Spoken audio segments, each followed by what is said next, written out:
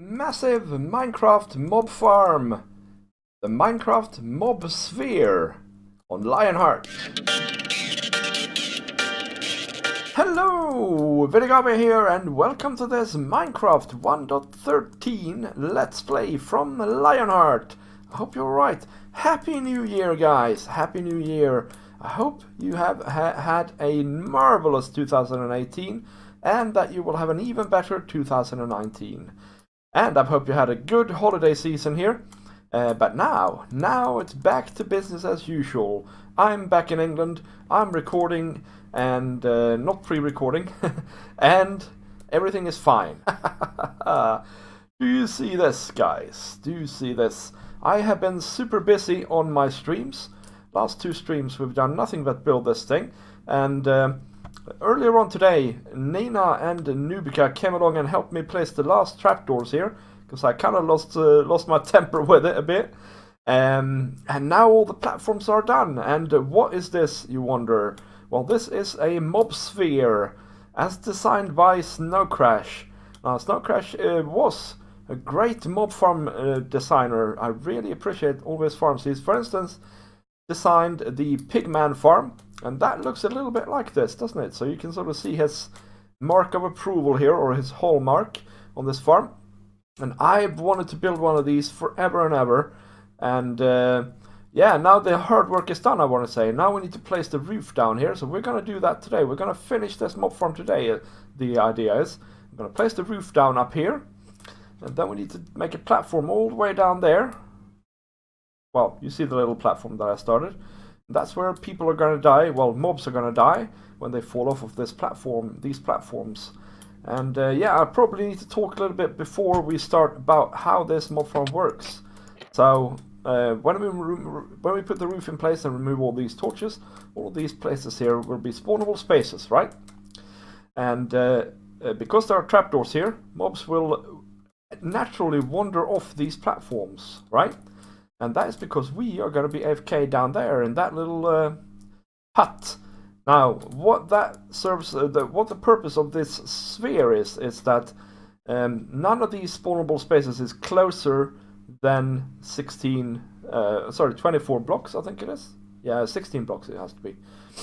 And none of them are further away than 35. And that means that all of the mobs will still retain, even though they won't see me, they will still retain their natural behavior to walk off. And also, it means that on all of these spaces, mobs will spawn. So I'm not too close, basically, when I'm standing there AFK. So that's the whole idea with this farm. Now, why do I want to build this particular farm? Well, it looks super cool. That looks wrong? No, that's right. Okay, yeah, it looks super cool. Let's have a little look here. Yeah, look at this, guys. Now, you might wonder, where are we? Well, we are actually very near my base, if I can just find it, please. Yeah, so here's our base. Here's the mob sphere. If we are in our base, or in our base area, we can not really see it, but if we're out here, we kind of can.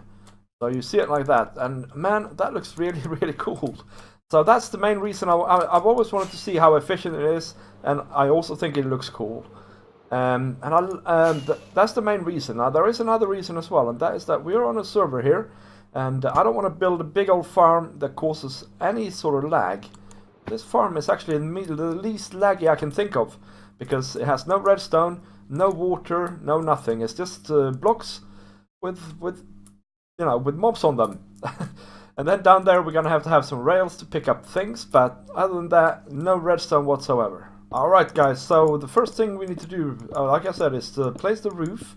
And it's gonna be a boring experience, because we need to go through and do this all the way along. And as you can see, we're at build limit here, so we can't place any blocks any higher than this, which is cool by me. And that is exactly what you want for this type of farm. You want to be as far away from water and land as possible, and caves more than anything, really. And yeah, that's the whole thing. Let's see if we can make this into a little time lapse, maybe.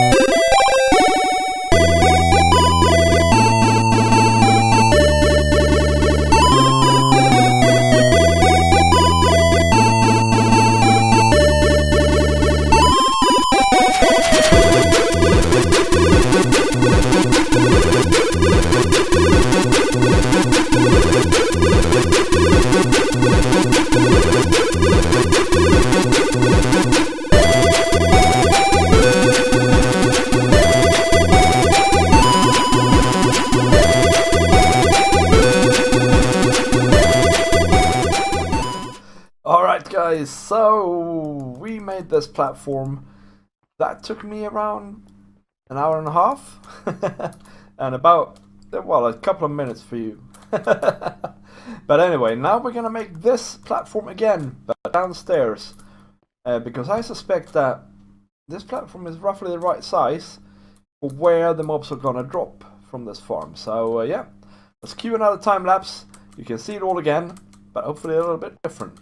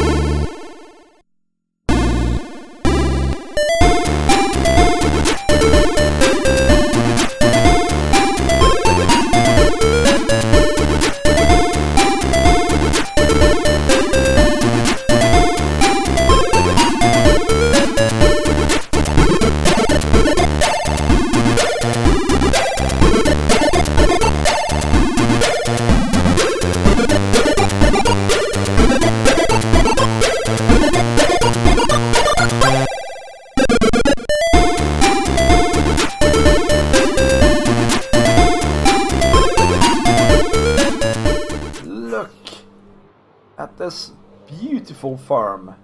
I love it. Gonna have rails down here somehow, but we'll do that another time, because now what I want to do now is I want to try this out. So what we need to do is basically take the torches away on all these platforms up here. Yeah, and then things should hopefully start spawning. And yeah, it's gonna take a while, to be honest, but you know, and it might be dangerous. Yeah, really, you know what I should do? I should start from up top. No, I should start from the bottom, is what I'm trying to say. Yeah, from the bottom. Because if I start up here, then things could fall on my head when I go downstairs. So let's try and do that instead. And yeah, I'm so excited about this farm. I really don't know how it's gonna perform, honestly. And oops, and I'm sure there will be problems and all sorts of things, but overall I'm just super excited about to see how this farm will perform. Because yeah, like I said before, I have wanted to make one of these for absolutely ever. Well, since the farm came out, really. And so it's gonna be great. It's gonna be great to finally see it in action, in survival, you know, all that sort of stuff. I mean, it looked really good back in, I guess, 1.11 when Snowcrash made it. But skeletons, I think, have changed behavior since then, and maybe some other mobs too. And now we have phantoms to deal with, and I don't know if the drowned are gonna influence this, or you know, things like that. That's what I'm wondering. So it's going to be really good fun. But the thing is, I wanted to talk a little bit about the effort that goes into building this farm. The main problem here is actually these platforms, because they're non-conform, so you have to follow the like the map that you get from Snowcrash's site. But once you've done that bit, it's not too bad. I want to say though that it takes a long while, and it's a heck of a lot of blocks to place. I think I have maybe spent 10 hours on this farm so far, and I haven't done the collection system yet. So yeah, it takes its time, so I hope it's worth it. Yeah, let's try it out.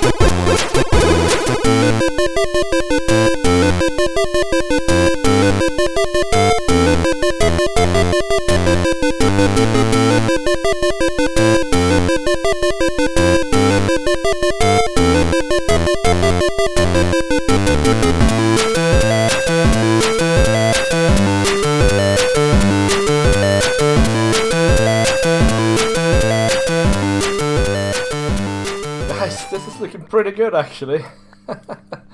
Yeah, well, as you can see, they do fall off. Now, you might protest. Well, there's tons of them laying about, standing about up there. But, you know, you can't argue with the loot. That's my point. They do stand up there for a little while, but I did look at some of the ones that were on the very far edge of the farm, so like up on these here platforms. And even those guys eventually move away.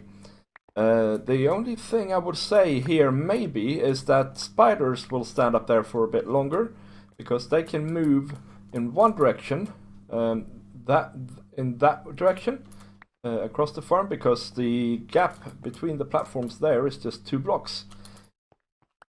And but overall, guys, I'm super happy, and as you can see, things seems to end up mostly here in the middle as well, so we could probably have shaved off a couple of blocks on this landing platform or killing platform, but that doesn't really matter. Doesn't really matter. I think I may have had the farm running for about 15 minutes there, and we got 45 gunpowder, 33 rotten flesh, 36 bones, and 30 string. Not too shabby, guys. Not too shabby at all. I like it, and what I really like is the look of it, and I like the non-redstoniness of it, the lag-freeness of the farm. So overall, guys, super happy with this farm.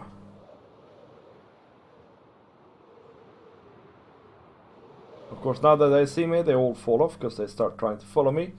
But yeah, that's one thing we could improve somehow, maybe. Make it so that some of the mobs at least can see me. That would be cool as well, because then they would run towards me and yeah, fall off. Comment of the week, guys. It's comment of the week time. Let's have a look at that in a second here. Now, apologies first of all. I think I've forgotten to do comment of the week 1 or 2 times here during the holidays. So apologies for that, but we're at it again with this shiny comment regarding the world tour in last year's episode. Happy New Year, man. There are so many awesome builds here, and why get a 6-pack when you can have a whole keg? That's AC Badfish. AC Badfish, my man. Good old friend AC Badfish, so I had to include this comment. And yeah, the world tour, well, the 6-pack. Well, I think a keg sounds like a whole lot of hassle, guys. Because you have to have a tap, you have to have a glass, you have to carry it around and open it and all sorts of things. 6-pack, you just take your bottle and you drink. That sounds way more comfortable to me. And as far as builds are concerned, well, there are tons of good builders here on Lionheart. That's for sure. Minecraft is an awesome game for building, and a lot of people are here. So check out some of the other guys if you haven't done so already, and watch their videos. They build awesomely. Some of them do redstone, some do builds, and some are just really nice personalities. There's no telling really what makes a good YouTuber, you know. It's all down to what you want to do, you know, what you and your passion is. And that's what's cool about YouTube. And the cool thing about Minecraft is that it allows for all these different types of things. You know, people doing PvP, doing building, doing redstone, doing creative building, so in creative mode, and playing survival, or playing adventure maps, and all of that stuff is good. And you don't have to be the best at anything. You can just do what you do and be yourself, and that'll be enough to get people to notice you on YouTube, I think, along with some clever SEO, of course. Anyway, guys, thank you very much for watching, and I will see you next time. Bye!